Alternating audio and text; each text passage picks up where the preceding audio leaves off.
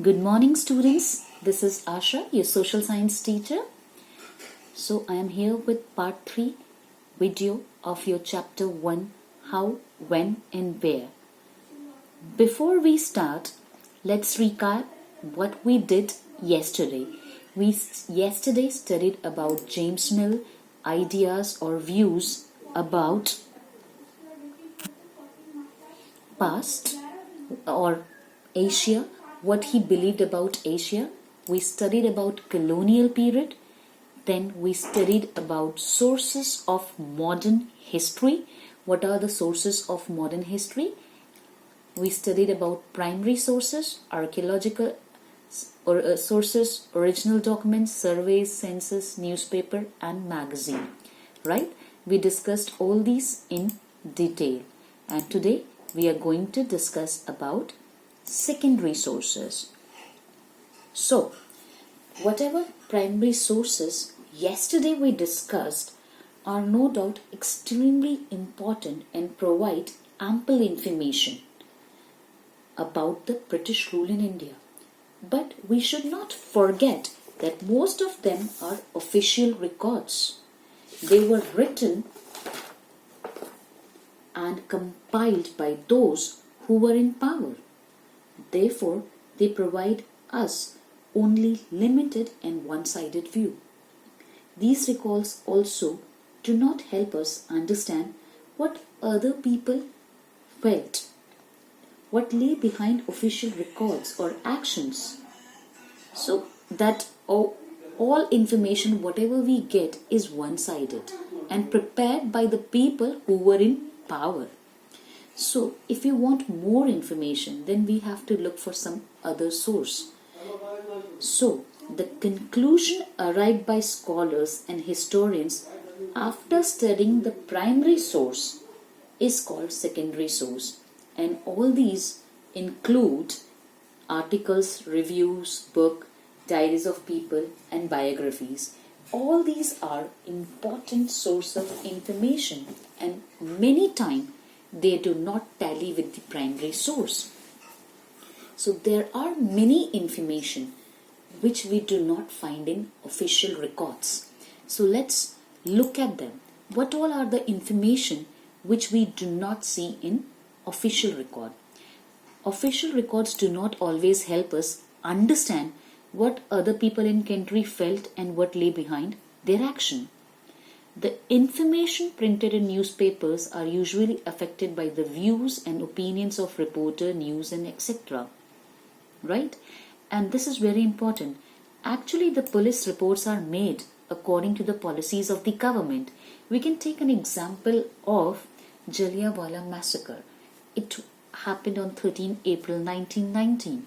So if you look at the official records of the casualties and deaths, that is quite different than what we see in newspaper articles, or if you read a story about which has an information about Jallianwala Bagh incident, you will see much more disaster about that incident. So official records are generally prepared by people who are in power. So they will like to portray what they want others to see. Only those things will be written. You cannot say that everything written there is true or right. From official records, we will never get to know about the atrocities committed by the government on people. British rule was there in India and they did a lot of atrocities on people of India. In official record, you will not see this. Police favors the government and minimum loss of life is shown in police report. Yes, the example which I gave you of Jallianwala massacre, there were many other massacres and possession, many things happen. But the official record of any kind of casualty is very less in reports. But when you see the newspaper, it is much different. So many times, the official record and newspaper article, if you match, they do not match. Correct? So that's what we say. Contrary to the newspaper are impartial and they write and publish actual reports. That's why historians get information from old newspaper which is very much different from the police report. So many a time official records do not tell us what exactly happened. Okay, so children, by this we come to an end of this chapter, how, when and where. Okay, and now what we will do, we'll go through the chapter. I have already sent it you a PDF format of this chapter, and we will go through this. We will go through this, and there are some pictures, we'll discuss them. Here you can see a picture. What exactly it is? It shows Brahmins offering the Shastras to Britannia. Frontispiece to the first map produced by James Rennell, 1782. As in this chapter, while discussion, we studied that British believed if you want to govern a country, rule a country, you should know this country in detail. So they conducted a lot of surveys, census, and they prepared a lot of maps. So there was a Governor General named Robert Clive. He ordered James Rennell to prepare maps of India.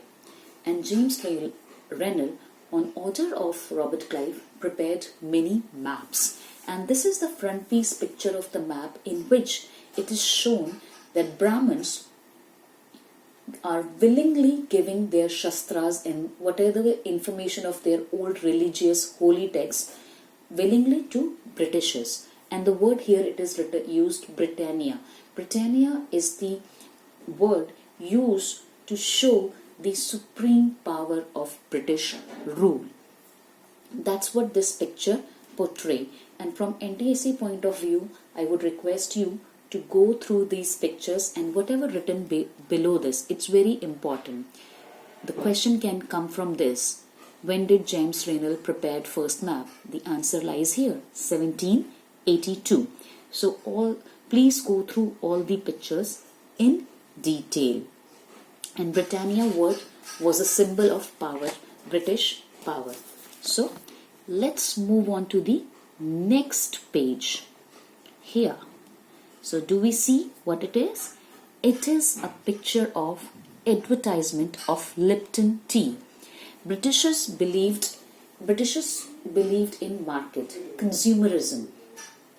They have made India its colony. Earlier they were just using our resources, producing goods in their industries, and then started selling back to Indians. So they wanted to develop people a taste of a particular thing, creating a market for a particular thing. Here in this tea ad, they are trying to create a market for tea, and you can see it is a royal picture. On this horse, it's the third son of Queen Victoria. King Arthur is sitting, and behind you can see a wall of a palace. So they want to portray all the royalty is related to this Lipton tea. So people who want to feel royal can drink this tea. This advertisement was published in 1922. So the points which you need to remember from NTSC point of view is the advertisement year 1922. Who is sitting on horse? It's Queen Victoria, third son, Prince Arthur. And Prince Arthur was given the title Duke of Connaught. So these 3-4 important terms you need to remember from this picture. Okay, so please go through this chapter thoroughly. Now let's move on to the next picture. Here it is the picture of Warren Hastings. Warren Hastings was the first Governor General of India, and that was in 1773. While history books we discuss, British historians write greatly about all the Governor Generals, and their paintings portray their power. So, histories narrated the deeds of Governor General, and biographies glorified them, and paintings projected them as powerful figure. Here you can see Warren Hastings, the pose, the way he's sitting, showing its power. In this year, 10th chapter deals with portraits and painting. In that we'll study in detail. So do remember, first Governor General 1773 from this picture. And James Mill 1817 published a book. Now let's move on to this picture. This is the picture of National Archives of India, which came up in 1920s, right? This National Archive building is in New Delhi, and the National Museum is also in New Delhi. It's very close to Archive, and both the buildings are very close to Viceregal Palace. In those days they used to call it as a Viceregal Palace. Now this place is called Presidential Palace. So President's office was the main office of power, and National Archive and National Museum both are very close to Presidential Palace. To show the importance of these buildings, these documents which were kept here. Next, here you can see is a castor apple plant, 1770 botanical garden. This is a picture how they did a botanical surveys. Botanical Gardens and Natural History Museum, established by British, collected plant specimen and information about their uses. Local artists were asked to draw pictures of these specimens. So British hired local artists to draw the picture. Nowadays you can click a picture, but in those days the drawings were done. Historians are now looking at the way such information was gathered and what is the information they reveal about the nature of colonialism. Now let's move on to the next picture. It is Mapping and Survey Operation in Progress in Bengal, drawing by James Prinsep. This is a drawing which was made by James Prinsep, and it shows how the process of mapping a particular area is done, and they have shown some instrument to portray the technicality of the whole process, how they were involved in doing this work. How all the instruments were used and surveys are placed in foreground of emphasis the scientific nature of the project, right? So that's what. So you can remember who painted this is the James Prinsep painting by this.